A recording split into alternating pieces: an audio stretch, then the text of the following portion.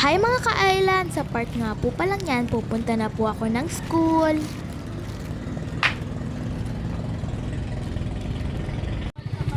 Hayan na nga po pala, nakasakay na nga po pala ako kay Ate Angel.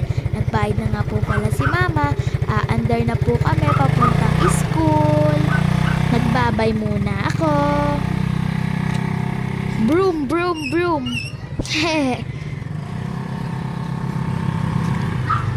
Fast forward po, nakarating na po pala ako sa aming school.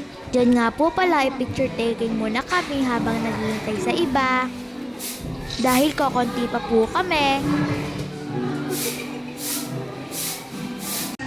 Hi mga ka-island, kung hindi na po kami nakikita dyan, yellow coat po ang set po namin.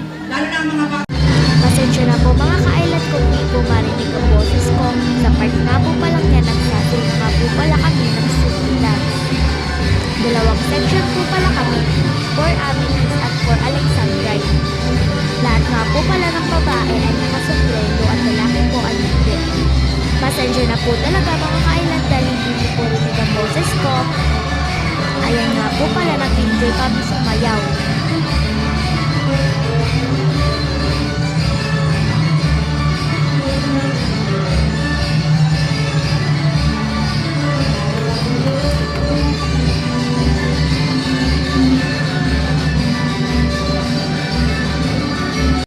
Fast forward po mga ka-island. Ito nga po pala, iba naman po pala ang aming sasayawin. Ito nga po pala ay dance exercise. Ang dance exercise po namin ay this is the day. May gamit po pala kami pom-poms. Lahat nga po pala kami gamit may pom-poms. Diyan nga po pala sa part na yan mga ka-island ay napapagod na po ako. Pero okay lang po dahil po parang sa grades. Napakainit po kasi mga ka-island.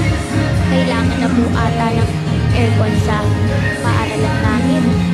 Joke lang po. Haggard na nga po pala ako dyan mga ka-island.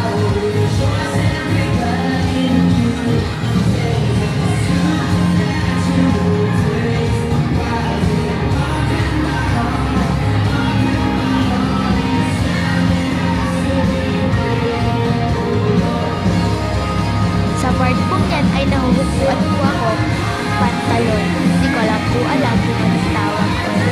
Job eat. Maluwag na po kasi yung garter.